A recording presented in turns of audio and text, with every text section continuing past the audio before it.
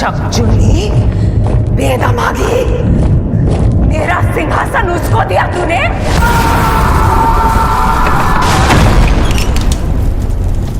क्या लगा, कहानी खत्म हो गई? दरवाजे तो बंद होते ही हैं, कितनी बार छीनोगे इसे मुझसे, ताकि एक दिन फिर से खुल सके। ये मेरा सिंहासन है, ये हमारा सिंहासन।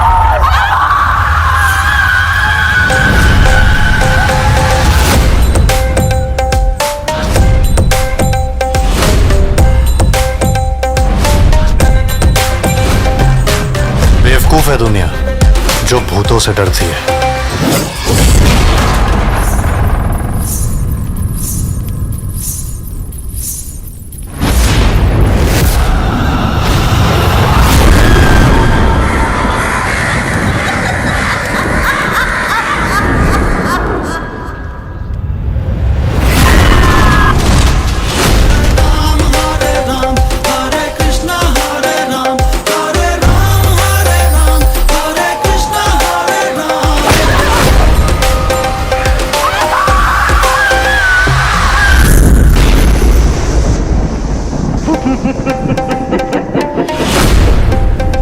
अरे एक नंबर की डायन है वो, भूतनी चुड़ैल वैम्पायर, खून देखते ही आ जाती है।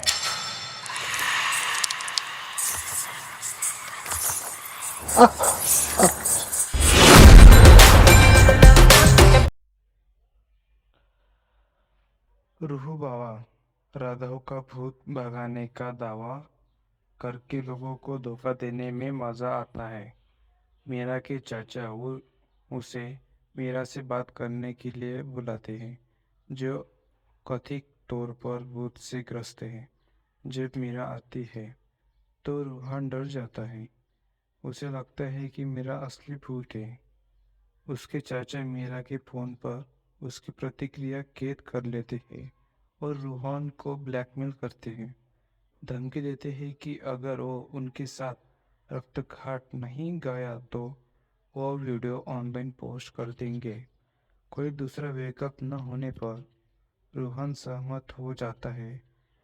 उसके आने पर हर कोई उसे चौंक कर जाता है, क्योंकि वो बिल्कुल 200 साल पहले की राजकुमार देवेंद्रनाथ जैसा दिखता है। महल में मंजुलिका की आत्मा की मौजूदगी के कारण शाही परिवार वर्तमान में घोड़ा खलियान में रहता है। राजपुरोहित सभी को मंजुला के कमरे के पास न जाने की चेतावनी देती है। सलाह देते हैं कि इसे केवल दुर्गाष्टमी पर शाही परिवार के किसी सदस्य द्वारा भूत से छुटकारा पाने के लिए खोला जाना चाहिए। यह मानते हुए कि रूहान देवेंद्रनाथ का पुनर्जन्म है, सभी वापस महल में चले जाते हैं कि स्थानिक मिथक के अनुसार 200 साल पहले मंजुली का एक राजकुमारी थी। राजा का एक बेटा था देवेंद्रनाथ, जिसका एक नौकर था। जब राजा ने देवेंद्रनाथ को अपना उत्तराधिकारी बनाने का फैसला किया तो मंजुलिका ने गुस्से में आकर उसे मार डाला। प्रतिशोध में राजा ने मंजुलिका को जिंदा ही जला दिया और उसकी प्रतिशोध आत्मा अब महल में भटकती है, जो कि मौत के लिए जिम्मेदार है।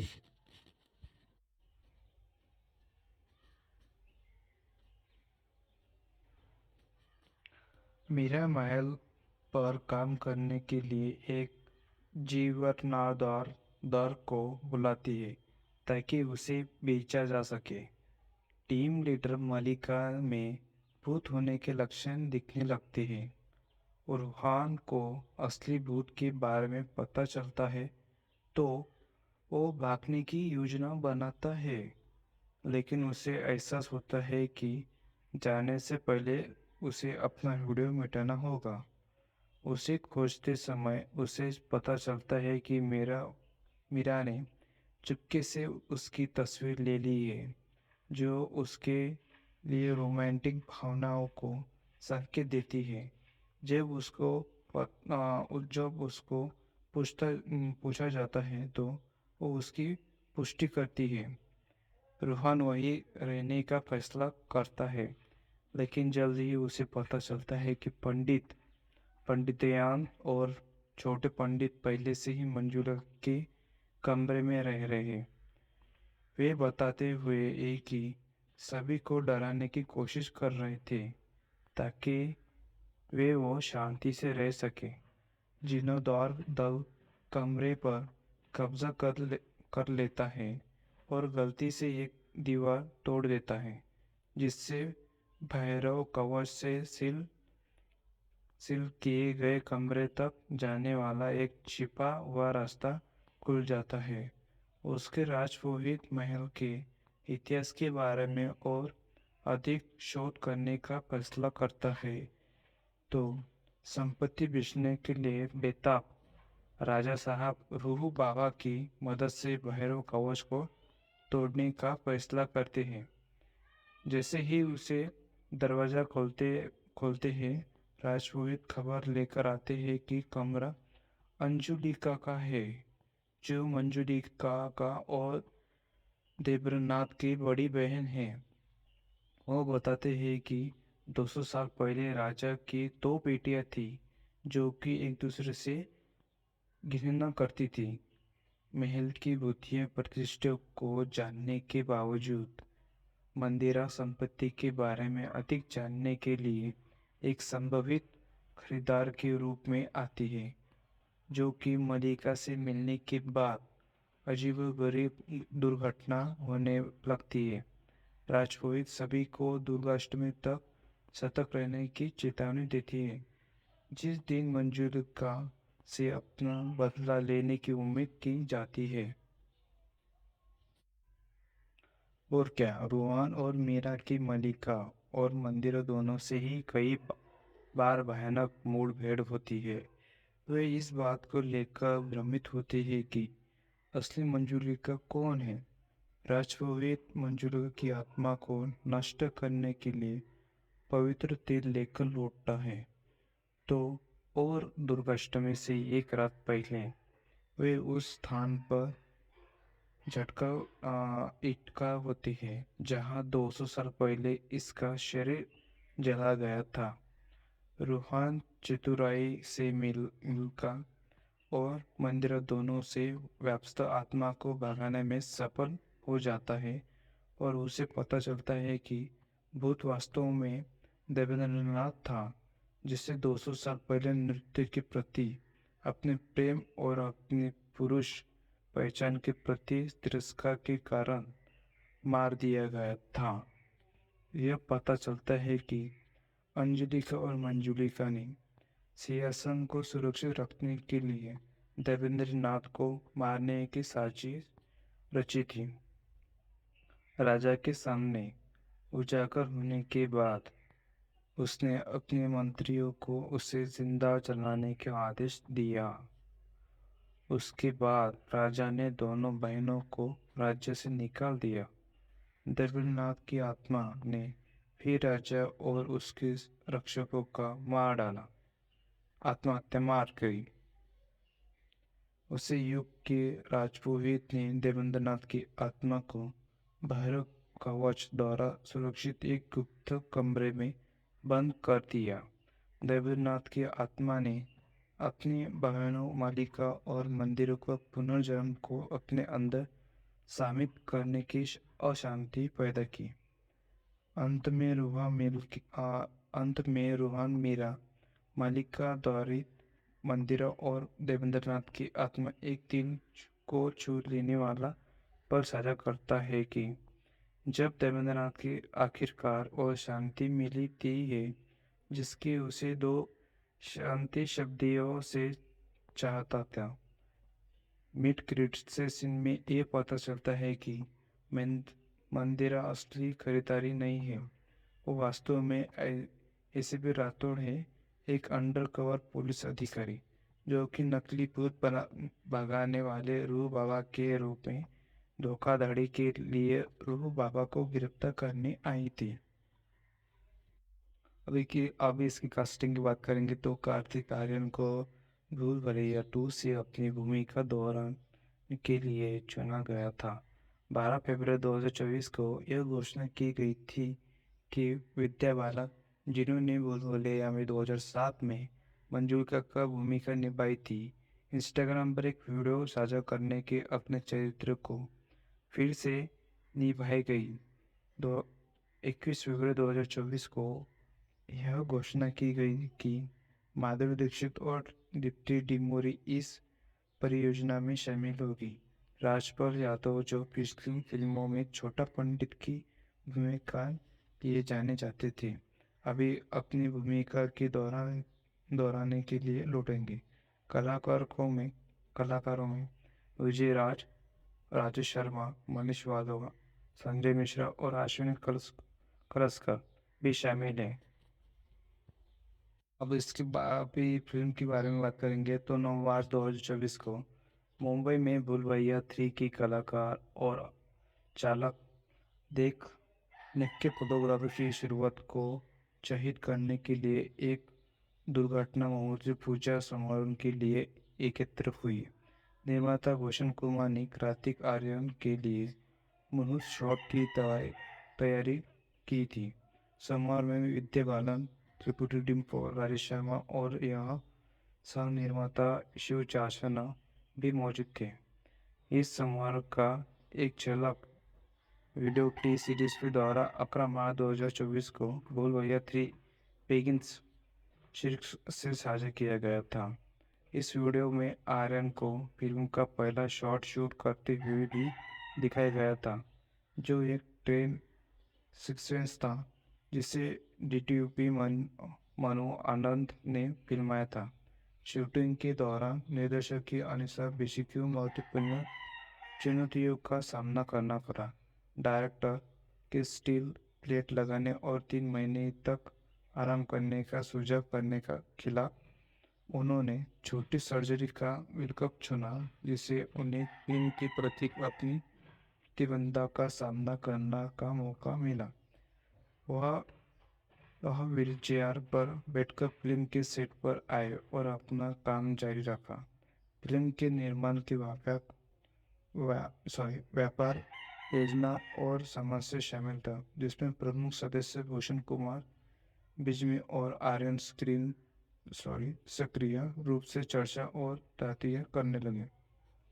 और इसकी फिल्मांकन मुंबई में शुरू हुआ। पहला शेड्यूल 27 मार्च 2024 को खत्म होगा। इस शेड्यूल के दौरान आर्यन का एंट्री सीक्वेंस भी शूट किया गया था। गाने के लिए विशेष रूप के मुंबई को पेंट सिटी में एक विशाल सेट बनाया गया था, जिसमें 1000 से अधिक बैकग्राउंड डांसर शामिल थे और कोरियोग्राफी गणेश आचार्य की थी। थोड़े ब्रेक के बाद बाबूजी, जो अभी भी अपनी चोट से उबर रहे थे, अगले शेड्यूल के लिए कोलकाता में स्थानों की तलाशी की। दूसरे शेड्यूल को शुरू करने के लिए कलाकार को चालक 8 अप्रैल 2024 को कोलकाता पहुंचे।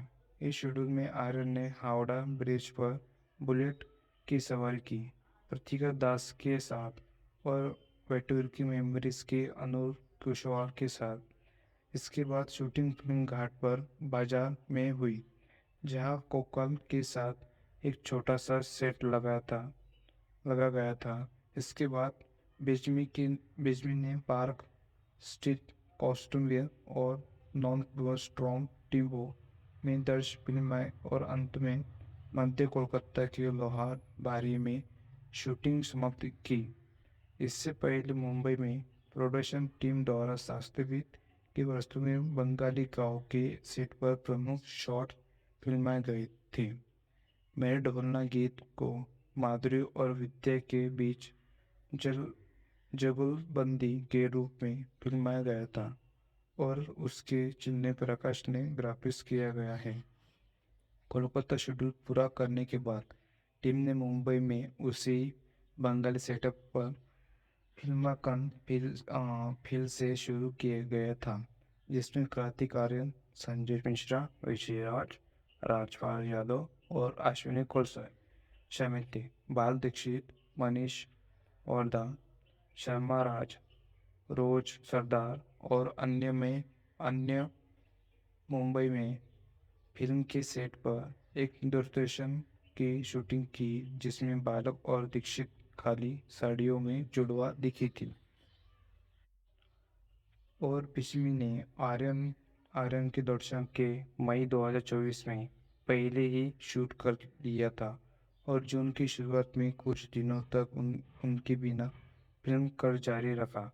जून 2024 के शुरुआत में टीम ने शूटिंग से ब्रेक लिया जिससे आर्यन को अपनी फिल्म चंदू चिंपुयन के प्रचार प्रतिबंध पर ध्यान केंद्रित करने का मौका मिला जो 14 जून 2024 को रिलीज हुई थी। अगला शेड्यूल 1 जुलाई 2024 को मध्य प्रदेश के ओरछा में शुरू हुआ जिसमें कार्तिक आर्यन, विद्या बालन, माधुरी दीक्षित, त्रिपुटी डिमोरी, राजपाल यादव और अन्य शामिल थे। प्रमुख को विभिन्न ऐतिहासिक स्थलों जैसा ओरछा किला, रामराज मंदिर में फिल्मा गया जहां कुछ नाटकीय दूरदर्शन फिल्म गए और जहांगीर महल यहाँ आर्यन ने एक रोमांटिक गीत और ड्रीमन के साथ कुछ रोमांटिक दर्शन फिल्माए। शेड्यूल में बेतवा नदी पर कंचना घाट पर गहन दृश्यों को फिल्माए शामिल था। सभी प्रमुख विभानुत के साथ स्क्रैमिक्स स्विक्स का एक हिस्सा भी हुआ शूट किया गया था जिसमें आर्यन और अन्य लीड कुछ एक्शन सीक्वेंस करते थे।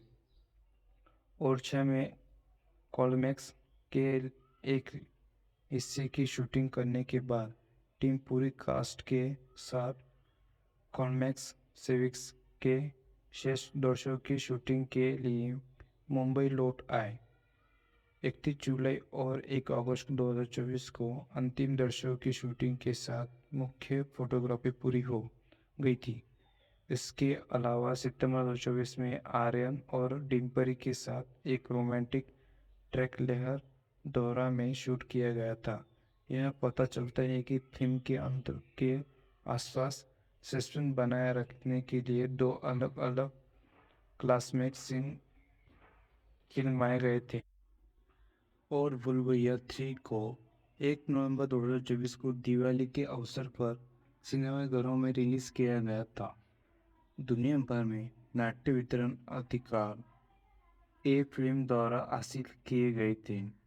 वितरण अनिल थटानी ने फिल्म के लिए सिंगल टक्कर टीम सिंगम आगन से हुई। फिल्म को अवधेश अरब में संलग्नता उल्लेख के कारण संबोधित कर दिया गया है जो देश में प्रतिबंधित है। होम मीडिया के अनुसार फिल्म की डिजिटल स्ट्रीमिंग अधिकार नेटफ्लिक्स से हासिल हुई है।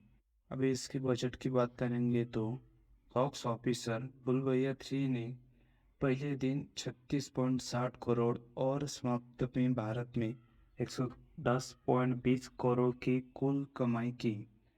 6 नवंबर 2024 तक फिल्म ने भारत में 186 करोड़ अंतर्राष्ट्रीय स्तर पर 56.79 करोड़ की कमाई की है जिसमें दुनिया भर की इसकी कुल कमाई 243.28 करोड़ की गई है। अभी देखेंगे कि लोगों की प्रतिक्रिया क्या आई है। समीक्षा एग्रीगेटर वेबसाइट रोटन टमाटो पर अक्रा और चोलिक को की 55% समीक्षाएं सकारात्मक है जिसकी औसत रेटिंग 6.6/10 है। ठीक है। बॉलीवुड हंगामा ने फिल्म को 5 में से 4.5 स्टार दिए गए हैं। बुलबुलिया 3 की अच्छी तरह से बनाई गई हॉरर कॉमेडी है जो अपने प्रदर्शन किसी हुई पटकथा रचनात्मक निर्देशक की ओर बढ़कर एक अप्रस्थित समग्र के कारण काम करती है। Tradifilm.com की सुकन्या वर्मा ने फिल्म को 3.5 स्टार दी है और कहा बुलबुलिया 3 में माधुरी और विद्या की मौत की भुगतनिगारों और बेरी हिंसी के बीच एक क्लू क्रेम्स रेक्समिंग है। टाइम्स ऑफ इंडिया की रेणुका व्यापार में 3.5 की स्टार रेटिंग दी गई है। लिखा है कि फिल्म बेहद मनोरंजक, घटिया और जंगली है, जिसमें ऐसे क्षण है जो आपको जोर जोर से हंसाएंगे। फास्ट पोस्ट के विनम्र माथुर ने फिल्म को 3.5 स्टार की रेटिंग दी है। लिखा भूल भैया 3 के साथ चखा जा सकता है। जो लोग रोमांस देखना चाहते हैं उनके लिए आर्यन और डिम्पी हैं, जो ओजी मोंजिलिका के देखने का इंतजार कर रहे थे उनके लिए बाल है, जो दीक्षित से मोहित है। वे अपनी गर्जती आवाज़ और भूताली चालों से देवदास की यादें आपसे लगाते हैं, और जो लोग शून्य उम्मीद के साथ कदम रख रहे हैं वे शायद बिल्कुल भी बुलबुलिया नहीं भूल नहीं रहे। हिंदू के अनुज कुमार कहते हैं कि बुलबुलिया 3 के नीरस हॉरर कॉमेडी जिसे माधुरी दीक्षित और विद्या बालन जैसी प्रतिभाशाली अभिनेत्री को उपयोग किया गया है। वे आगे कहते हैं कि कार्तिक आर्यन फिल्म की जीवन रेखा है, जो अपने प्रसिद्ध क्षण हास्य साथ फिल्म के जीवित रखते हैं, लेकिन निर्देशक के अनुसार बेचते स्टेरियोटाइप से चिपके रहते हैं और प्रतिशील कदम उठाने के बीच लड़खड़ा गए हैं। वे आगे कहते हैं कि बांग्रियों और उनकी संस्कृति के स्टीरियोटाइप करना आसान हंसी के लिए किया गया है, लेकिन फिल्म इन तक एक पाखंडी नाटक है। जिसकी बात करेंगे तो इंडिया एक्सप्रेस के शुभा गुप्ता ने फिल्म को 1.5 की रेटिंग स्टार दी गई है। लिखा कार्तिक आर्यन को भूल-भुलैया 3 के उन्हीं चीज़ों से ग्रस्त है जो भूल-भुलैया 2 में थी। पात्रों के अनुसार उसी चीज़ों में बजाज स्टीरियोटाइप जबरन हास्य जो जमीन पर उतरने से इनकार करते हैं, और हास्य पथ सीमा की तक बेसर लाइनें। इन टीवी के सेवल छोटी चीज ने फिल्म को 5 से 2.5 की स्टार रेटिंग दी है। कार्तिक आर्यन को स्टार टर्जन के दौरान है, जो बॉक्स ऑफिस के नतीजे का वादा करता है जो भूल भुलैया 2 के बराबर है सकता है। तो मीट की उदयते झुंझुनता वाला है ने के माधुरी दीक्षित और विद्या बालन के बीच की क्षतिशीला लंबी फिल्म के बर्बाद हुआ एक अवसर है, जो अनुवाद पर उच्च लेकिन मनोदोष से कम है। हिंदुस्तान टाइम्स के अनुसार माधुरी दीक्षित लिखते हैं कि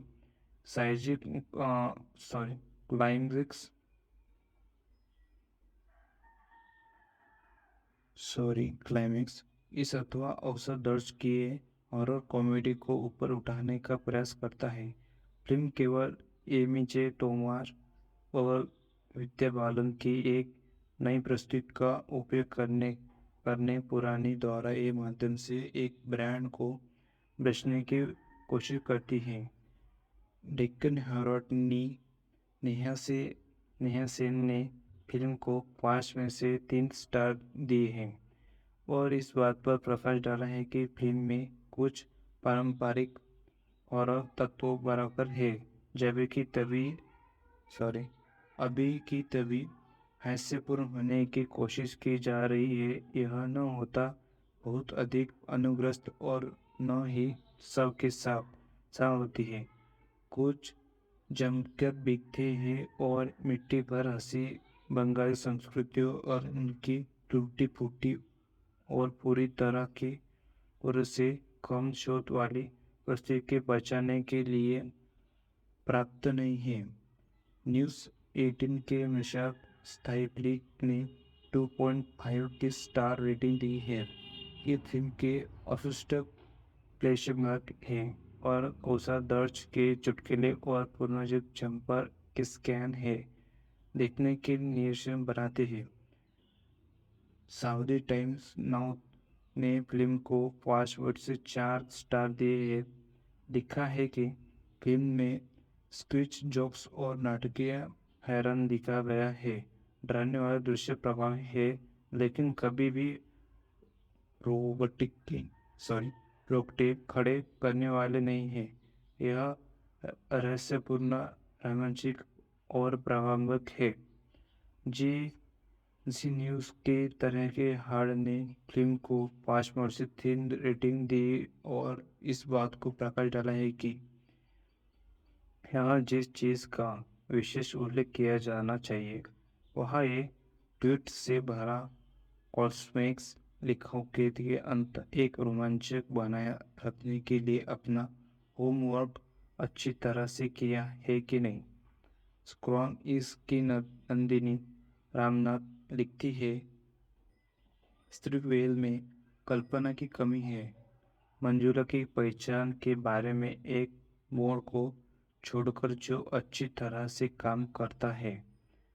फिल्म में ऐसा कुछ भी नहीं है जो अपनी पिछली फिल्म में नहीं देखा होगा। बीपी लाइव के अमित भाटिया ने फिल्म को 3 से 4 की रेटिंग दी है। कहा है कि विद्या बालन और माधुरी दीक्षित की कथा में ऊर्जा भर दी है और चाबी कॉमेडी उतनी दमदार नहीं है जितनी उम्मीद थी। कहानी के मोड़ और नती के संदेश बांधने रखने के गायब होते हैं। साहस, उदासीनता और डरावने मोड़ के मिश्रण के साथ यह एक मनोरंजक सवारी है जो अंत के यादगार अनुभव प्रदान करती है। अब इसकी बात करें तो बैक सॉरी इसकी बात करें तो बॉक्स ऑफिस की बात करें तो 2003 बड़े पर्दे पर धूम मचा रही है, दर्शकों को लुभा रही है और अपने मधुरा कर दे रही है।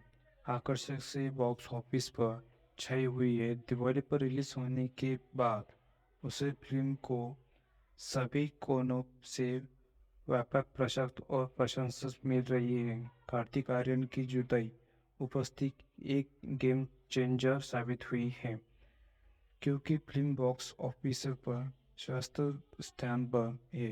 फिल्म के 36.7 करोड़ के धमाकेदार ओपनिंग डे कलेक्शन ने इतिहास में अपना नाम दर्ज कर दिया है, जिसमें ब्रह्मास्त्र, सुल्तान, दंगल, पीके, संजू, धूम 3, टाइगर जिंदा है, चेन्नई एक्सप्रेस और बजरंगी भाईजान जैसी प्रमुख हिट फिल्मों के प्रभावशाली ओपनिंग डेट नंबर को पीछे छोड़ दिया है।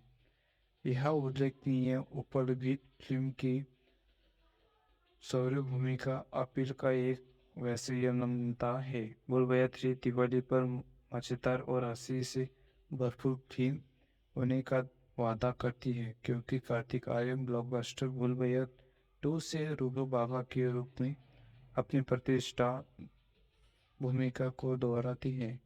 तृप्ति डिप्पी, मंजूरी का विद्या बालन और दिग्गज माधुरी दीक्षित सहित प्रतिभाशाली कलाकारों की टुकड़ी के साथ यह फिल्म बॉलीवुड की प्रिय हॉरर कॉमेडी फ्रेंचाइज के विस्तार को आगे बढ़ाने के लिए तैयार है। प्रसिद्ध अनिल बेंजी द्वारा निर्देशित और भूषण कुमार द्वारा निर्देशित भूल-भुलैया 3 ने अपार प्रचार और प्रत्याशा पैदा की है। फिल्म का प्रभावशाली ओपनिंग डे कलेक्शन इनके मनोरंजन मूल्य का एक शानदार समर्थ है जो हाल के इतिहास में सबसे सफल दिवाली रिलीज में से एक रूप में इसकी स्थिति को मौजूद करता है। हॉरर कॉमेडी और ड्रामा के अपने सही मिश्रण के साथ भूल-भुलैया 3 दर्शकों पर एक स्थायी जादू छोड़ने के लिए तैयार है। त्योहार सीजन के शुरू होते ही भूल-भुलैया 3 अपना जीत का सीरीज जारी रखने के लिए तैयार है। लाखों लोगों का मनोरंजन कर रही है और बॉक्स ऑफिस का रिकॉर्ड तोड़ रही है। फिल्म की अद्भुत सफलता बुलबुलिया 3 के फ्रेंचाइज की स्थायी अपील को श्रद्धांजलि है, जो भारत को लोकप्रिय संस्कृति का एक अभिन्न अंग बन गई है। डरावने रोमांचक हंसी मजाक और यादगार अभिनय के अपने विजयी संस्करण के साथ बुलबुलिया 3 इस दिवाली जरूर देखें। पिछली बार आपने और मैंने OTT प्लेटफॉर्म 2 बार देखी थी। अभी 3 बार देखेंगे। बुलबुल फ्रेंचाइज की तीसरी किस्त एक बार फिर धमाकेदार कहानी लेकर आई है। कहानी रू बाबा पर केंद्रित है, जो कोलकाता के एक डरावने इलाके में प्रवेश करता है, जहां उसे कुछ असाधारण गतिविधि देखने को मिलती है। फिल्म को दर्शाते और आलोचक से मिली जुली प्रतिक्रिया मिली। यह 1 नवंबर को सिनेमाघरों में रिलीज हुई और अजय देवगन की सिंघम आगन से बॉक्स ऑफिस पर भिड़ी। फिल्म ने पहले दिन ही 35.50 करोड़ रुपए का कमाई की थी। बुलबुलिया 3 के बारे में कहानी कोलकाता के एक डरावने इलाके में होने वाली असाधारण गतिविधि पर आधारित है।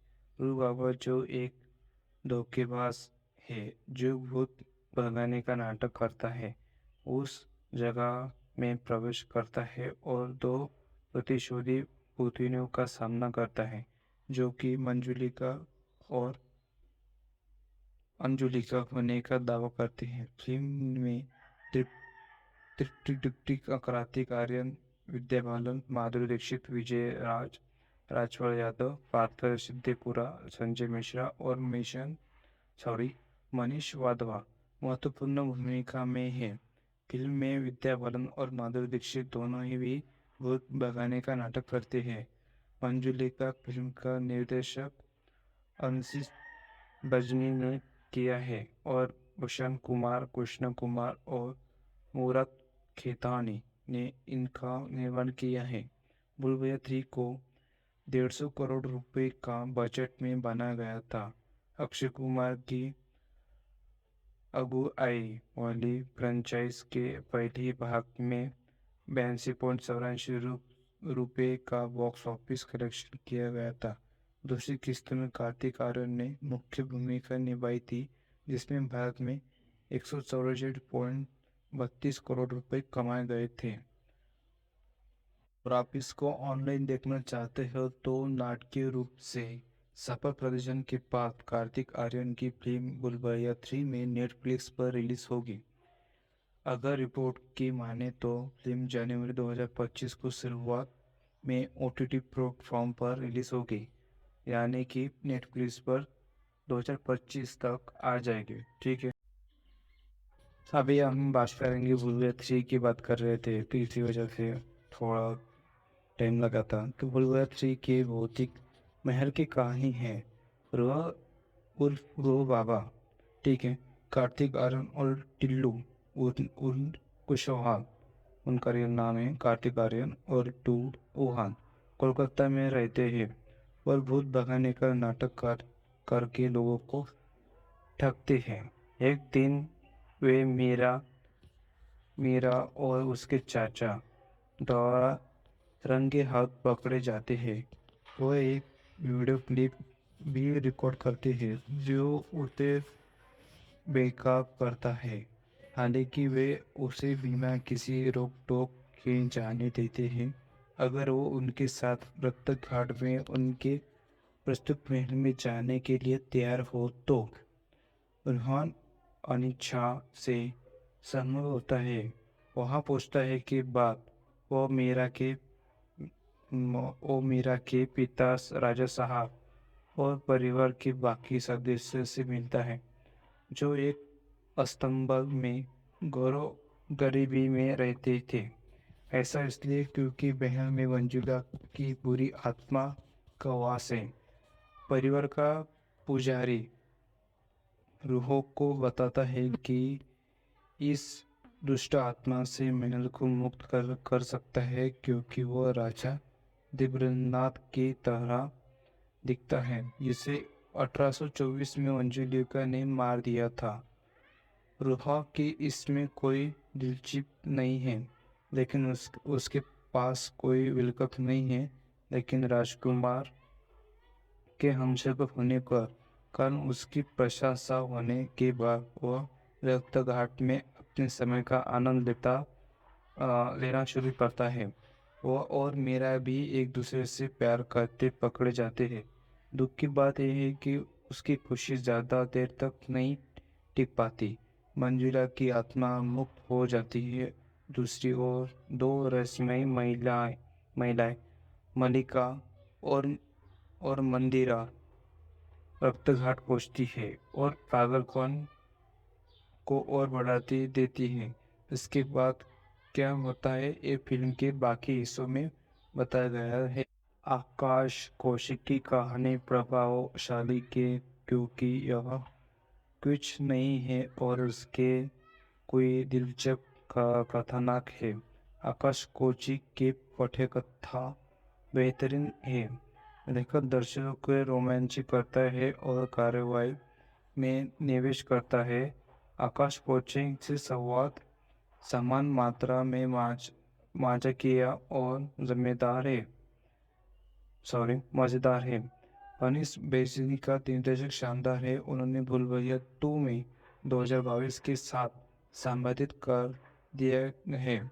उन्हें हॉरर कॉमेडी जानर में महारत हासिल है और उन्हें भूल-भुलैया 3 में इस पहलू की पुष्टि की है। डराने वाला तत्व बहुत अच्छा काम करता है और साथ ही उन्होंने यह सुनिश्चित किया है कि घटनाएं बहुत डरावनी न हो और यह पारिवारिक दर्शकों के लिए उपयुक्त हो। एक दुष्ट भूत की परिस्थिति के बावजूद यह कार्रवाई को हल्का बना रखते हैं। हालांकि जो बात सबसे अच्छी है वह है कि अनीस शुरुआत में अपने सभी पते नहीं खोलते हैं।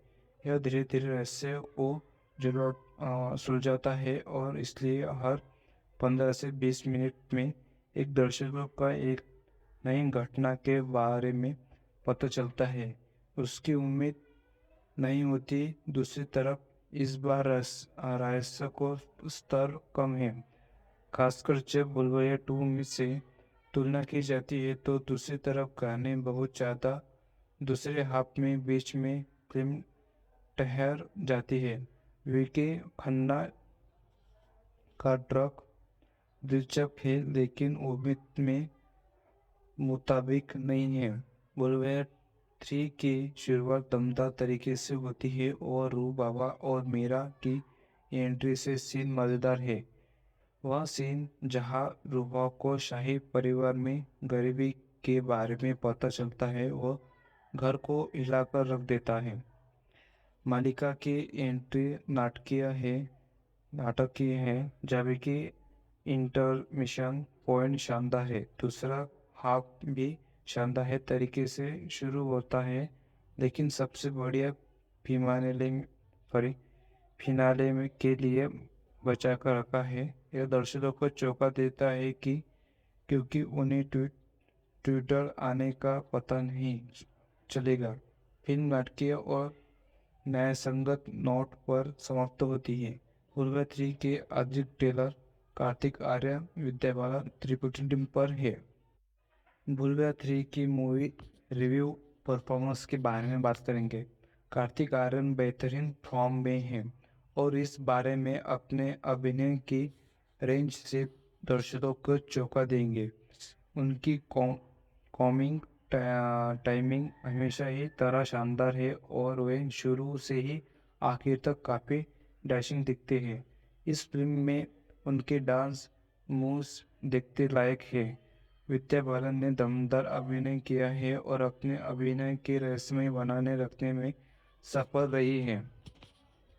माधुरी दीक्षित की एंट्री देर से हुई है लेकिन वे अपने स्क्रीन पेश डांस और परफॉर्मेंस के इसकी भरपाई कर देती हैं। तितली डिम्परी थोड़ी और शेड हो जाती है लेकिन कुछ अहम सीन में अपनी छाप छोड़ने में कामयाब रहती है। साड़ी पहनने सीन में वो काफ़ी खूबसूरत लगती है। राजपाल यादव राजपाल यादव, संजय मिश्रा और अश्विनी कुलसेकर ने खूब हंसाया है। हालांकि कुछ सीन में लेखन बेहतर को हो लगता है था। राजेश शर्मा और विजय राज ने अच्छा साथ दिया है। मनीष वाधवा बहुत प्रभावशाली है और अपने किरदार के लिए बिल्कुल उपयुक्त हैं।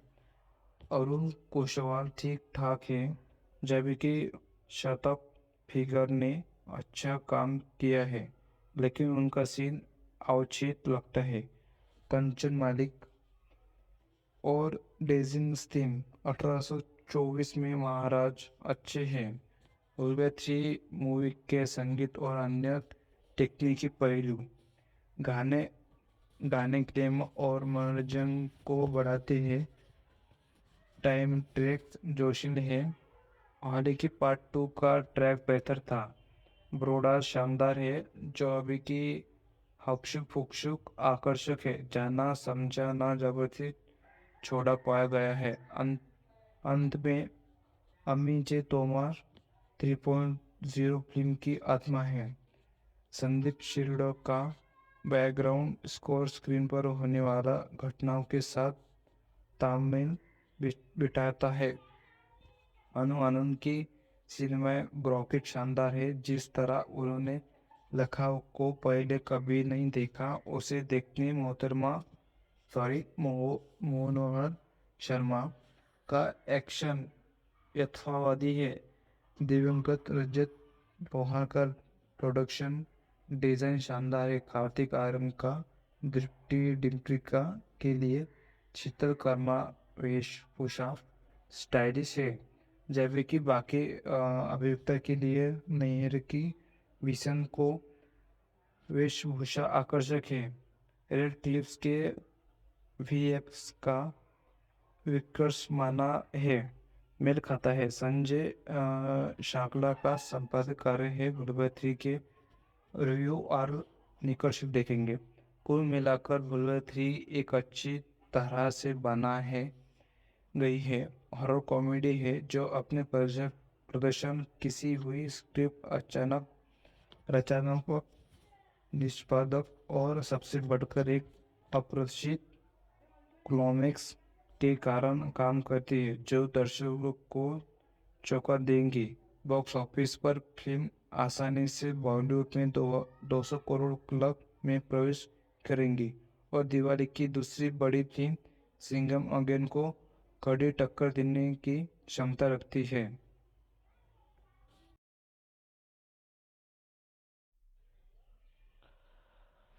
रूह बाबा राधाओं का भूत भगाने का दावा करके लोगों को धोखा देने में मज़ा आता है।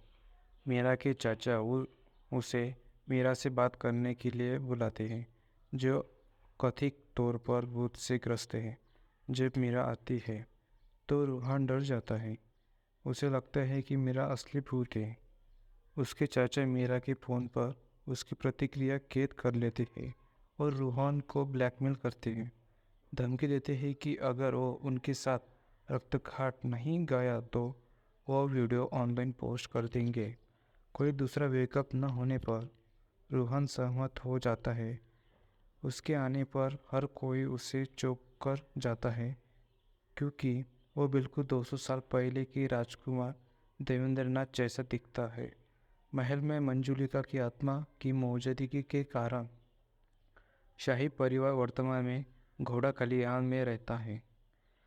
राजपुरोहित सभी को मंजुला के कमरे के पास न जाने की चेतावनी देती है। सलाह देते हैं कि इसे केवल दुर्गाष्टमी पर शाही परिवार के किसी सदस्य द्वारा भूत से छुटकारा पाने के लिए खोला जाना चाहिए। यह मानते हुए कि रूहान देवेंद्रनाथ का पुनर्जन्म है, सभी वापस महल में चले जाते हैं कि स्थानिक मिथक के अनुसार 200 साल पहले मंजुला का एक राजकुमारी थी। राजा का एक बेटा था देवेंद्रनाथ, जिसका एक नौकर था।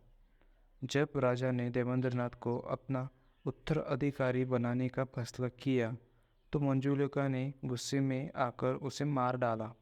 प्रतिशोध में राजा ने मंजुलिका को जिंदा ही जला दिया और उसकी प्रतिशोध आत्मा अब महल में भटकती है, जो कि मौत के लिए जिम्मेदार है।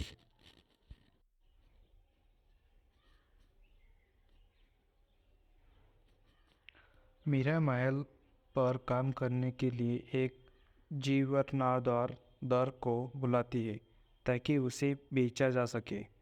टीम लीडर मलिका में भूत होने के लक्षण दिखने लगते हैं। रूहान को असली भूत के बारे में पता चलता है तो वो भागने की योजना बनाता है, लेकिन उसे एहसास होता है कि जाने से पहले उसे अपना वीडियो मिटाना होगा। उसे खोजते समय उसे पता चलता है कि मीरा ने चुपके से उसकी तस्वीर ले ली है, जो उसके लिए रोमांटिक भावनाओं को संकेत देती है। जब उसको पूछा जाता है तो वो उसकी पुष्टि करती है। रूहान वही रहने का फैसला करता है, लेकिन जल्द ही उसे पता चलता है कि पंडितयान और छोटे पंडित पहले से ही मंजुला के कमरे में रह रहे हैं। वे बताते हुए कि सभी को डराने की कोशिश कर रहे थे ताकि वो शांति से रह सके। जीर्णोद्धार दल कमरे पर कब्जा कर लेता है और गलती से एक दीवार तोड़ देता है, जिससे भैरव कवच से सील किए गए कमरे तक जाने वाला एक छिपा हुआ रास्ता खुल जाता है। उसके राजपुरोहित महल के इतिहास के बारे में और अधिक शोध करने का फैसला करता है तो संपत्ति बेचने के लिए बेताब राजा साहब रूह बाबा की मदद से भैरव कवच को तोड़ने का फैसला करते हैं। जैसे ही उसे दरवाज़ा खोलते हैं, राजपुरोहित खबर लेकर आते हैं कि कमरा अंजुलिका का है, जो मंजुलिका का और देवेंद्रनाथ की बड़ी बहन है। वो बताते हैं कि 200 साल पहले राजा की 2 बेटियां थी जो कि एक दूसरे से घृणा करती थी। महल की भूतिया प्रतिष्ठा को जानने के बावजूद मंदिरा संपत्ति के बारे में अधिक जानने के लिए एक संभावित खरीदार के रूप में आती है, जो कि मलिका से मिलने के बाद अजीबोगरीब दुर्घटना होने लगती है। राजपुरोहित सभी को दुर्गाष्टमी तक सतर्क रहने की चेतावनी देती है, जिस दिन मंजुलिका से अपना बदला लेने की उम्मीद की जाती है। और क्या, रूहान और मीरा की मलिका और मंदिरा दोनों से ही कई बार भयानक मुठभेड़ होती है। वे इस बात को लेकर भ्रमित होते हैं कि असली मंजुलिका कौन है। राजपुरोहित मंजुलिका की आत्मा को नष्ट करने के लिए पवित्र तेल लेकर लौटता है तो और दुर्गाष्टमी से एक रात पहले वे उस स्थान पर इटका होते हैं जहां 200 साल पहले इसका शरीर जला गया था। रूहान चतुराई से मिलकर और मंदिरा दोनों से व्याप्त आत्मा को भगाने में सफल हो जाता है और उसे पता चलता है कि भूत वास्तव में देवेंद्रनाथ था, जिसे 200 साल पहले नृत्य के प्रति अपने प्रेम और अपनी पुरुष पहचान के प्रति तिरस्कार के कारण मार दिया गया था। यह पता चलता है कि अंजुलिका और मंजुलिका ने सिंहासन को सुरक्षित रखने के लिए देवेंद्रनाथ को मारने की साजिश रची थी। राजा के सामने उजागर होने के बाद उसने अपने मंत्रियों को उसे जिंदा जलाने का आदेश दिया। उसके बाद राजा ने दोनों बहनों को राज्य से निकाल दिया। देवेंद्रनाथ की आत्मा ने फिर राजा और उसके रक्षकों का मार डाला, आत्महत्या मार गई। उसे युग के राजपुरोहित ने देवेंद्रनाथ की आत्मा को भैरव कवच द्वारा सुरक्षित एक गुप्त कमरे में बंद कर दिया। देवेंद्रनाथ की आत्मा ने अपनी बहनों मलिका और मंदिरों को पुनर्जन्म को अपने अंदर शामिल करने की अशांति पैदा की। अंत में रूहान मीरा मलिका द्वारा मंदिरा और देवेंद्रनाथ की आत्मा एक दिल को छू लेने वाला पल साझा करता है कि जब देवेंद्रनाथ की आखिरकार और शांति मिली थी है जिसकी उसे दो शांति शब्दियों से चाहता था। मिड क्रेडिट से सीन में ये पता चलता है कि मंदिरा असली खरीदारी नहीं है, वो वास्तव में एसीपी राठौड़ है, एक अंडरकवर पुलिस अधिकारी जो कि नकली भूत भगाने वाले रूह बाबा के रूप में धोखाधड़ी के लिए रूह बाबा को गिरफ्तार करने आई थी। अभी इसकी कास्टिंग की बात करेंगे तो कार्तिक आर्यन को भूल भुलैया 2 से अपनी भूमिका दोहराने के लिए चुना गया था। 12 फरवरी 2024 को यह घोषणा की गई थी कि विद्या बालन, जिन्होंने भूल भुलैया में 2007 में मंजुला का भूमिका निभाई थी, इंस्टाग्राम पर एक वीडियो साझा करने के अपने चरित्र को फिर से निभाई गई। 21 फरवरी 2024 को यह घोषणा की गई कि माधुरी दीक्षित और दीप्ति डिमोरी इस परियोजना में शामिल होगी। राजपाल यादव, जो पिछली फिल्मों में छोटा पंडित की भूमिका लिए जाने जाते थे, अभी अपनी भूमिका की दोहराने के लिए लौटेंगे। कलाकारों में विजय राज, राजू शर्मा, मनीष वाधवा, संजय मिश्रा और अश्विनी कलस्कर भी शामिल हैं। अब अभी फिल्म के बारे में बात करेंगे तो 9 मार्च 2024 को मुंबई में भूल भुलैया 3 की कलाकार और चालक नृत्य फोटोग्राफी की शुरुआत को शहीद करने के लिए एक दुर्घटना मुहूर्त पूजा समारोह के लिए एकत्र हुई। निर्माता भूषण कुमार ने कार्तिक आर्यन के लिए मुहूर्त शॉट की तैयारी की थी। समारोह में विद्या बालन, त्रिपुटी डिम्पल, राजेश शर्मा और यहाँ सह निर्माता शिव चासना भी मौजूद थे। इस समारोह का एक झलक वीडियो टी सीरीज के द्वारा 11 मार्च 2024 को भूल भुलैया 3 बिगिंस शीर्षक से साझा किया गया था। इस वीडियो में आर्यन को फिल्म का पहला शॉट शूट करते हुए भी दिखाया गया था, जो एक ट्रेन सीक्वेंस था जिसे डीटीओपी मनु आनंद ने फिल्माया था। शूटिंग के दौरान निर्देशक के अनुसार बेसिक्यू महत्वपूर्ण चुनौतियों का सामना करना पड़ा। डायरेक्टर के स्टील प्लेट लगाने और 3 महीने तक आराम करने का सुझाव करने का खिलाफ उन्होंने छोटी सर्जरी का विकल्प चुना, जिससे उन्हें फिल्म के प्रति अपनी प्रतिबद्धता का सामना करने का मौका मिला। वह व्हीलचेयर पर बैठकर फिल्म के सेट पर आए और अपना काम जारी रखा। फिल्म के निर्माण के व्यापार योजना और समस्या शामिल था, जिसमें प्रमुख सदस्य भूषण कुमार बिजमी और आर्यन सक्रिय रूप से चर्चा और तातीय करने लगे और इसकी फिल्मांकन मुंबई में शुरू हुआ। पहला शेड्यूल 27 मार्च 2024 को खत्म होगा। इस शेड्यूल के दौरान आर्यन को एंट्री सीक्वेंस भी शूट किया गया था। गाने के लिए विशेष रूप से मुंबई को पेंट सिटी में एक विशाल सेट बनाया गया था, जिसमें 1000 से अधिक बैकग्राउंड डांसर शामिल थे और कोरियोग्राफी गणेश आचार्य के थी।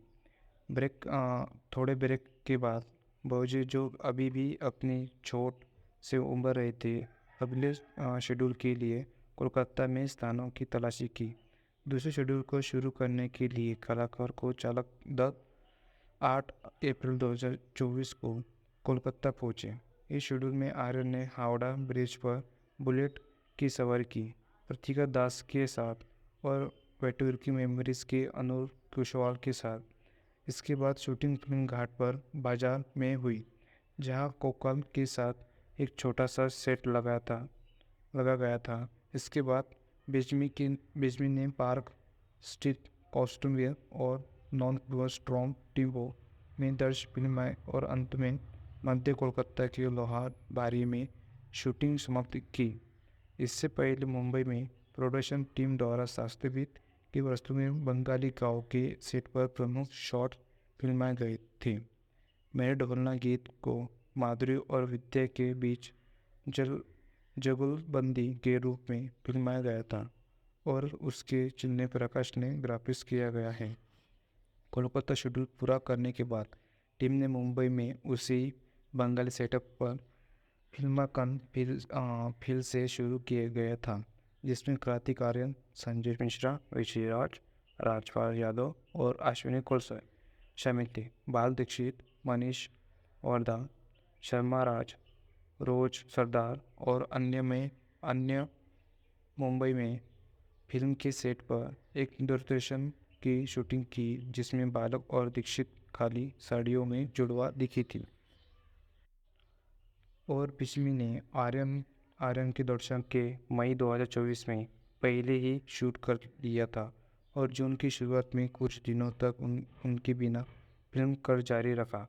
जून 2024 के शुरुआत में टीम ने शूटिंग से ब्रेक लिया, जिससे आर्यन को अपनी फिल्म चंदू चिंपुयन के प्रचार प्रतिबंध पर ध्यान केंद्रित करने का मौका मिला, जो 14 जून 2024 को रिलीज हुई थी।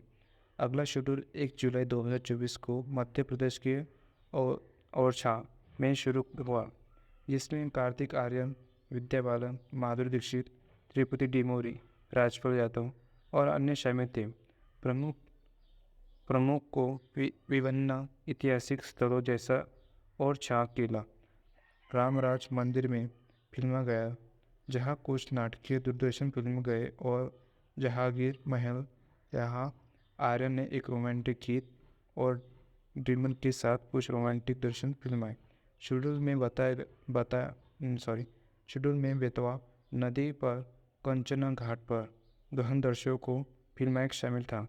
सभी प्रमुख विवाहित के साथ स्क्रैमिक स्विक्स का एक हिस्सा भी हुआ शूट किया गया था, जिसमें आर्यन और अन्य लीड कुछ एक्शन सीक्वेंस करते थे। ओरछा में क्लाइमैक्स के एक हिस्से की शूटिंग करने के बाद टीम पूरी कास्ट के साथ क्लाइमैक्स सिविक्स के शेष दृश्यों की शूटिंग के लिए मुंबई लौट आए।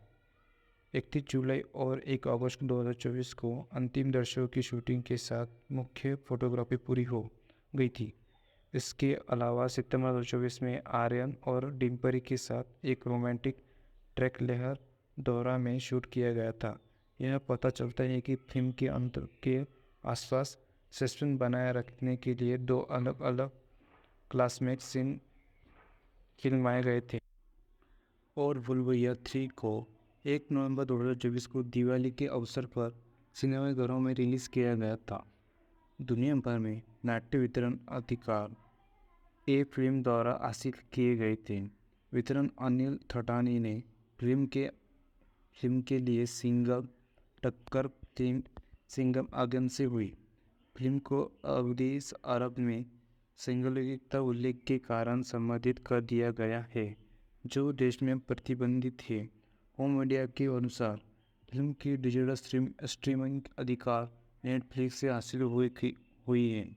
अभी इसके बजट की बात करेंगे तो बॉक्स ऑफिसर भूल-भुलैया 3 ने पहले दिन 36.60 करोड़ और समाप्त में भारत में 110.20 करोड़ की कुल कमाई की। 6 नवंबर 2024 तक फिल्म ने भारत में 186.49 करोड़, अंतर्राष्ट्रीय स्तर पर 56.79 करोड़ की कमाई की है, जिसमें दुनिया भर की इसकी कुल कमाई 243.28 करोड़ की गई है। अभी देखेंगे कि लोगों की प्रतिक्रिया क्या आई है। समीक्षा एग्रीगेटर वेबसाइट रोटन टमाटो पर अक्रा औचोलिक को की 55% समीक्षाएं सकारात्मक है, जिसकी औसत रेटिंग 6.6/10 है। ठीक है। बॉलीवुड हंगामा ने फिल्म को 5 में से 4.5 स्टार दिए गए हैं। भूल-भुलैया 3 की अच्छी तरह से बनाई गई हॉरर कॉमेडी है, जो अपने प्रदर्शन किसी हुई पटकथा रचनात्मक निर्देशक की ओर बढ़कर एक अप्रस्थित समग्र के कारण काम करती है। Telephone.com की सुकन्या वर्मा ने फिल्म को 3.5 स्टार दी है और कहा, भूल-भुलैया 3 में माधुरी और विद्या की मौत की गुरगति निगारों और बेरी हिंसी के बीच एक क्लू क्रेम्स रिक्शमिंग है। टाइम्स ऑफ इंडिया की रेणुका व्यापार में 3.5 की स्टार रेटिंग दी गई है। लिखा है कि फिल्म बेहद मनोरंजक, घटिया और जंगली है, जिसमें ऐसे क्षण है जो आपको ज़ोर ज़ोर से हंसाएंगे। फास्ट पोस्ट के विनम्र माथुर ने फिल्म को 3.5 स्टार की रेटिंग दी है। लिखा भूल भैया 3 के साथ चखा जा सकता है। जो लोग रोमांस देखना चाहते हैं उनके लिए आर्यन और डिम्पली हैं। जो ओजी मोंजिलिका के देखने का इंतज़ार कर रहे थे उनके लिए बाल है। जो दीक्षित से मोहित है वे अपनी गर्जती आवाज़ और भूताली चालों से देवदास की यादें आपसे लगाते हैं। और जो लोग शून्य उम्मीद के साथ कदम रख रहे हैं वे शायद बिल्कुल भी बुलबुलिया नहीं भूल नहीं रहे। हिंदू के अनुज कुमार कहते हैं कि बुलबुलिया 3 के नीरस हॉरर कॉमेडी जिसे माधुरी दीक्षित और विद्या बालन जैसी प्रतिभाशाली अभिनेत्री को उपयोग किया गया है। वे आगे कहते हैं कि कार्तिक आर्यन फिल्म की जीवन रेखा है जो अपने प्रसिद्ध क्षण हास्य साथ फिल्म के जीवंत रखती है। लेकिन निर्देशक के अनुसार वे स्टेरियोटाइप से चिपके रहते हैं और प्रगतिशील कदम उठाने के बीच लड़खड़ा गए हैं। वे आगे कहते हैं कि बांग्रियों और उनकी संस्कृति के स्टीरियोटाइप करना आसान हंसी के लिए किया गया है, लेकिन फिल्म इन तक एक पाखंडी नाटक है। जिसकी बात करेंगे तो इंडिया एक्सप्रेस के शुभा गुप्ता ने फिल्म को 1.5 की रेटिंग स्टार दी गई है। लिखा कार्तिक आर्यन को भूल भुलैया 3 के उन्हीं चीज़ों से ग्रस्त है जो भूल भुलैया 2 में थी। पात्रों के अनुसार उसी चीज़ों में बजाज स्टीरियोटाइप जबरन हास्य जो ज़मीन पर उतरने से इनकार करते हैं और हास्य पथ सीमा की तक बेसार लाइनें। इन टीवीपी के सेबल छोटी चीज ने फिल्म को 5 से 2.5 की स्टार रेटिंग दी है। कार्तिक आर्यन को स्टार टर्जन के दौरान है जो बॉक्स ऑफिस के नतीजे का वादा करता है जो भूल भुलैया 2 के बराबर है सकता है। तो मीट की उदयते झुंझुनता वाला है ने के माधुरी दीक्षित और विद्या बालन के बीच की क्षतिशीला लंबी फिल्म के बर्बाद हुआ एक अवसर है जो अनुवाद पर उच्च लेकिन मनोदोष से कम है। हिंदुस्तान टाइम्स के अनुसार माधुरी दीक्षित लिखते हैं कि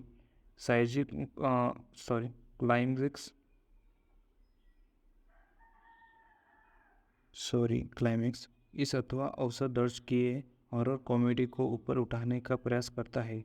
फिल्म केवल एमी तोमर और विद्या बालन की एक नई प्रस्तुति का उपयोग करने पुरानी द्वारा ये माध्यम से एक ब्रांड को बेचने की कोशिश करती है। डेक्कन हेरोल्ड नेहा सेन ने फिल्म को 5 में से 3 स्टार दिए हैं और इस बात पर प्रकाश डाला है कि फिल्म में कुछ पारंपरिक हॉरर तत्वों बराबर है जबकि अभी की तभी हास्यपूर्ण होने की कोशिश की जा रही है। यह न होता बहुत अधिक अनुग्रस्त और न ही सब के साथ होती है। कुछ जमकर बिकते हैं और मिट्टी पर हंसी बंगाली संस्कृतियों और उनकी टूटी फूटी और पूरी तरह की और से कम शोध वाली प्रस्तुति के बचाने के लिए प्राप्त नहीं है। न्यूज़ 18 के अनुसार स्थायी फिल्म ने 2.5 की स्टार रेटिंग दी है। ये फिल्म के अशिष्ट प्लेसमेंट है और औसत दर्ज के चुटकुले और पुनर्जित जंपर के स्कैन है देखने के नियम बनाते हैं। सऊदी टाइम्स नाउ ने फिल्म को 5 से 4 स्टार दिए हैं। लिखा है कि फिल्म में स्क्विच जोक्स और नाटकीय हैरान दिखा गया है। डराने वाला दृश्य प्रभावी है लेकिन कभी भी रोकटे खड़े करने वाले नहीं हैं। यह रहस्यपूर्ण रोमांचिक और प्रभावक है। जी जी न्यूज़ के तरह के हार्ड ने फिल्म को 5 में से 3 रेटिंग दी और इस बात को प्रकाश डाला है कि यहाँ जिस चीज़ का विशेष उल्लेख किया जाना चाहिए वह एक ट्वीट से भरा कॉस्मिक्स लेखों के अंत एक रोमांचक बनाया रखने के लिए अपना होमवर्क अच्छी तरह से किया है कि नहीं। स्क्रॉन इसकी नंदिनी रामनाथ लिखती है, स्त्रीवेल में कल्पना की कमी है।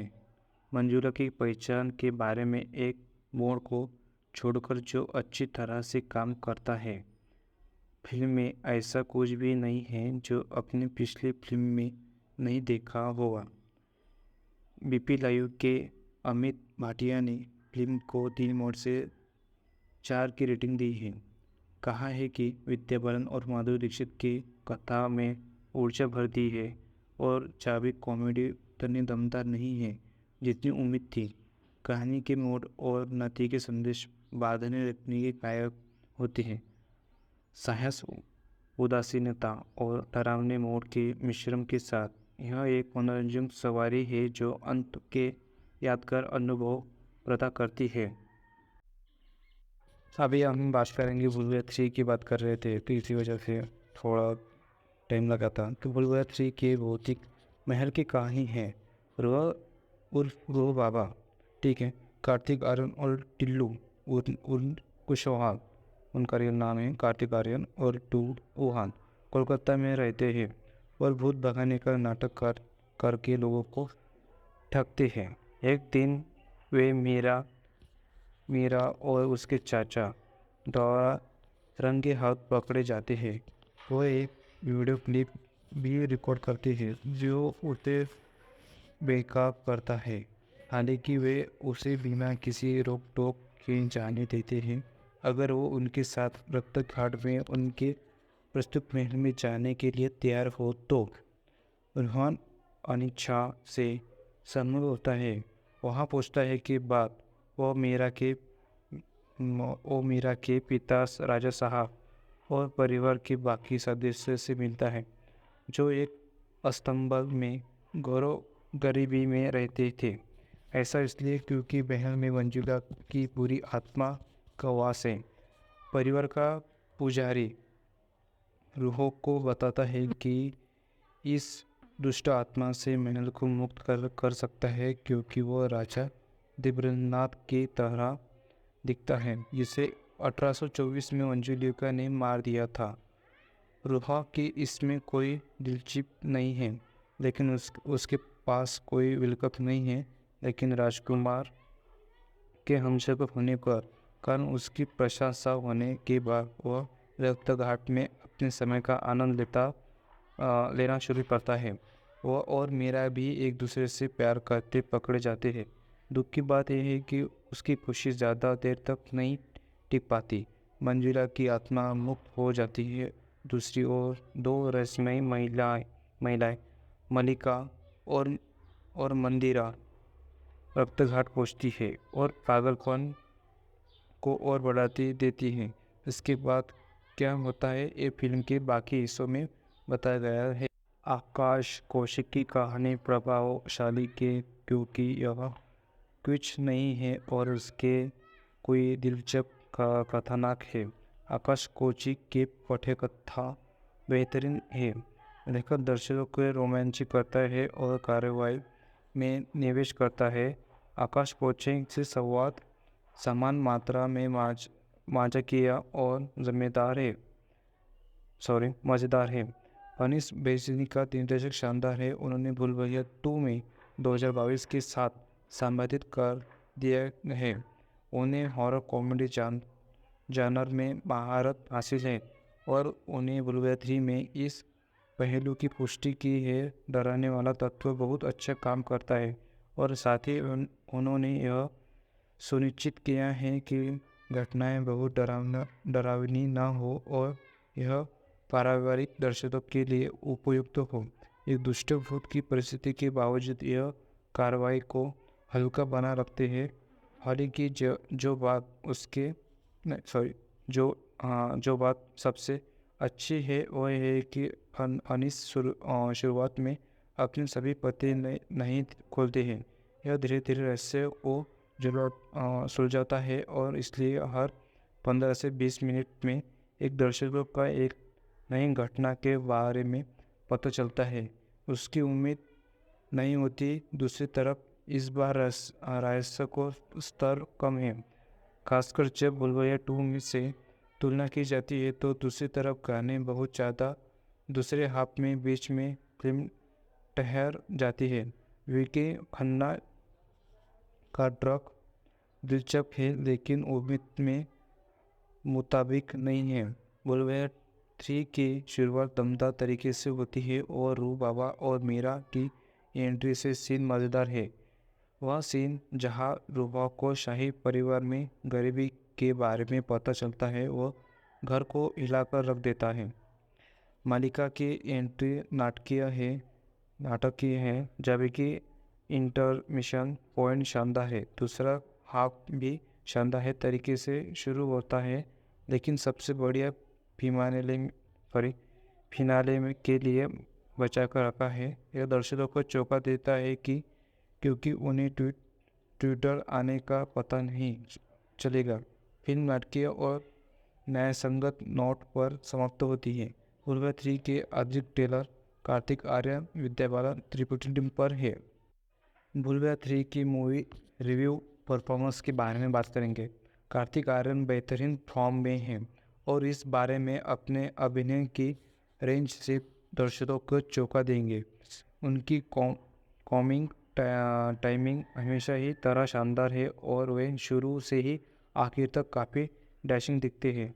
इस फिल्म में उनके डांस मूव्स देखते लायक है। विद्या बालन ने दमदार अभिनय किया है और अपने अभिनय के रहस्यमय बनाने रखने में सफल रही है। माधुरी दीक्षित की एंट्री देर से हुई है लेकिन वे अपने स्क्रीन पेश, डांस और परफॉर्मेंस के इसकी भरपाई कर देती हैं। तितली डिम्परी थोड़ी और शेड हो जाती है लेकिन कुछ अहम सीन में अपनी छाप छोड़ने में कामयाब रहती है। साड़ी पहनने सीन में वो काफ़ी खूबसूरत लगती है। राजपाल यादव, संजय मिश्रा और अश्विनी कुलशेखर ने खूब हंसाया है। हालांकि कुछ सीन में लेखन बेहतर को हो लगता है था। राजेश शर्मा और विजय राज ने अच्छा साथ दिया है। मनीष वाधवा बहुत प्रभावशाली है और अपने किरदार के लिए बिल्कुल उपयुक्त हैं। अरुण कुशवाल ठीक ठाक है जबकि शतप फिगर ने अच्छा काम किया है लेकिन उनका सीन अवचित लगता है। कंचन मालिक और डेजिन स्टीम 1824 में महाराज अच्छे हैं। बुलबुलिया 3 मूवी के संगीत और अन्य टेक्निकी पहलू गाने ग्लैमर और मनोरंजन को बढ़ाते हैं। टाइम ट्रैक जोशील है। हालांकि पार्ट 2 का ट्रैक बेहतर था। ब्रोडास शानदार है जो अभी की हक्शुक फुक्शुक आकर्षक है। जाना समझा ना जबरदस्ती छोड़ा पाया गया है। अंत में अमी जे तोमर 3.0 फिल्म की आत्मा है। संदीप शिरडो का बैकग्राउंड स्कोर स्क्रीन पर होने वाला घटनाओं के साथ तालमेल बिठाता है।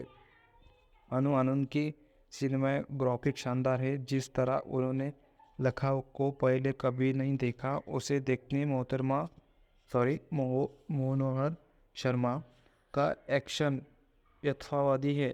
दिवंगत रजत पोहाकर प्रोडक्शन डिज़ाइन शानदार है। कार्तिक आर्यन का डिम्प्रिका के लिए शीतल कर्मा वेशभूषा स्टाइलिश है जबकि बाकी अभियुक्ता के लिए नैयर की विसन को वेशभूषा आकर्षक है। रेड क्लिप्स के वीएफएक्स का विकर्ष माना है मेल खाता है। संजय शाकला का संपादक कार्य है। बुलबुलिया 3 के रिव्यू और निष्कर्ष देखेंगे। कुल मिलाकर बुलबुलिया 3 एक अच्छी तरह से बना है गई है। हॉरर कॉमेडी है जो अपने प्रदर्शन किसी हुई स्क्रिप्ट रचनात्मक निष्पादक और सबसे बढ़कर एक अप्रत्याशित क्लाइमैक्स के कारण काम करती है जो दर्शकों को चौंका देंगी। बॉक्स ऑफिस पर फिल्म आसानी से बॉलीवुड में 200 करोड़ क्लब में प्रवेश करेंगी और दिवाली की दूसरी बड़ी फिल्म सिंघम अगेन को कड़ी टक्कर देने की क्षमता रखती है।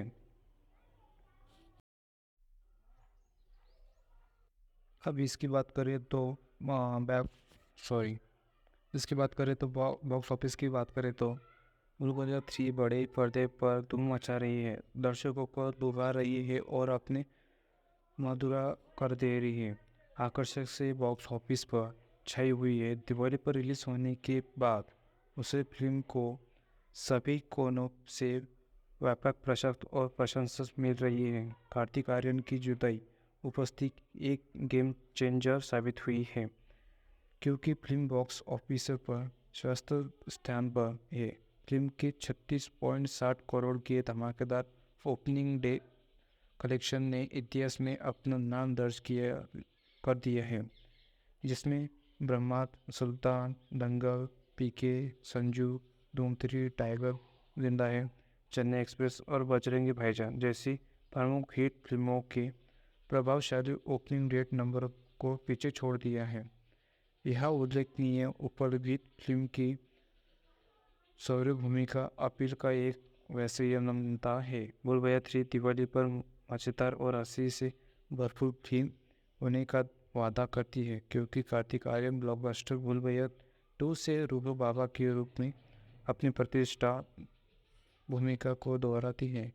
तृप्ति डिप्पी, मंजूरी का विद्या बालन और दिग्गज माधुरी दीक्षित सहित प्रतिभाशाली कलाकारों की टुकड़ी के साथ यह फिल्म बॉलीवुड की प्रिय हॉरर कॉमेडी फ्रेंचाइज की विशारत को आगे बढ़ाने के लिए तैयार है। प्रसिद्ध अनिल बेंजी द्वारा निर्देशित और भूषण कुमार द्वारा निर्देशित भूल 3 ने अपार प्रचार और प्रत्याशा पैदा की है। फिल्म का प्रभावशाली ओपनिंग डे कलेक्शन इनके मनोरंजन मूल्य का एक शानदार समर्थ है जो हाल के इतिहास में सबसे सफल दिवाली रिलीज में से एक रूप में इसकी स्थिति को मौजूद करता है। हॉरर कॉमेडी और ड्रामा के अपने सही मिश्रण के साथ भूल 3 दर्शकों पर एक स्थायी जादू छोड़ने के लिए तैयार है। त्योहार सीजन के शुरू होते ही भूल 3 अपना जीत का सीरीज जारी रखने के लिए तैयार है। लाखों लोगों का मनोरंजन कर रही है और बॉक्स ऑफिस का रिकॉर्ड तोड़ रही है। फिल्म की अद्भुत सफलता भूल 3 के फ्रेंचाइज की स्थायी अपील को श्रद्धांजलि है जो भारत को लोकप्रिय संस्कृति का एक अभिन्न अंग बन गई है। डरावने रोमांचक हंसी मजाक और यादगार अभिनय के अपने विजयी संशोधन के साथ भूल 3 इस दिवाली जरूर देखें। पिछली बार आपने और मैंने OTT प्लेटफॉर्म 2 बार देखी थी, अभी 3 बार देखेंगे। भूल फ्रेंचाइज की तीसरी किस्त एक बार फिर धमाकेदार कहानी लेकर आई है। कहानी रू बाबा पर केंद्रित है जो कोलकाता के एक डरावने इलाके में प्रवेश करता है जहां उसे कुछ असाधारण गतिविधि देखने को मिलती है। फिल्म को दर्शाते और आलोचकों से मिली जुली प्रतिक्रिया मिली है। यह 1 नवंबर को सिनेमाघरों में रिलीज हुई और अजय देवगन की सिंघम अगेन से बॉक्स ऑफिस पर भिड़ी। फिल्म ने पहले दिन ही 35.50 करोड़ रुपए का कमाई की थी। भूल 3 के बारे में कहानी कोलकाता के एक डरावने इलाके में होने वाली असाधारण गतिविधि पर आधारित है। रू बाबा जो एक धोखेबाज है जो भूत भगाने का नाटक करता है, उस जगह में प्रवेश करता है और 2 प्रतिशोधी भूतियों का सामना करता है जो कि अंजुलिका होने का दावा करते हैं। फिल्म में तृप्ति डिप्टी, कार्तिक आर्यन, विद्या बालन, माधुरी दीक्षित, विजय राजपाल यादव, पार्थ सिद्धिपुरा, संजय मिश्रा और मनीष वाधवा महत्वपूर्ण भूमिका में है। फिल्म में विद्या बालन और माधुरी दीक्षित दोनों ही भी भूत भगाने का नाटक करते हैं। मंजुलिका फिल्म का निर्देशक अंशित बजनी ने किया है और भूषण कुमार, कृष्ण कुमार और मुराद खेतानी ने इनका निर्माण किया है। बुलबुलिया 3 को 150 करोड़ रुपए का बजट में बनाया गया था। अक्षय कुमार की अगुवाई वाली फ्रेंचाइज के पहले भाग में 82.87 रुपये का बॉक्स ऑफिस कलेक्शन किया गया था। दूसरी किस्त में कार्तिक आर्यन ने मुख्य भूमिका निभाई थी, जिसमें भारत में 164.32 करोड़ रुपए कमाए गए थे। और आप इसको ऑनलाइन देखना चाहते हो तो नाटकीय रूप से सफल प्रदर्शन के बाद कार्तिक आर्यन की फिल्म बुलबुलिया 3 में नेटफ्लिक्स पर रिलीज होगी। अगर रिपोर्ट की माने तो फिल्म जनवरी 2025 को शुरुआत में OTT प्लेटफॉर्म पर रिलीज होगी, यानी कि नेटफ्लिक्स पर 2025 तक आ जाएगी। ठीक है।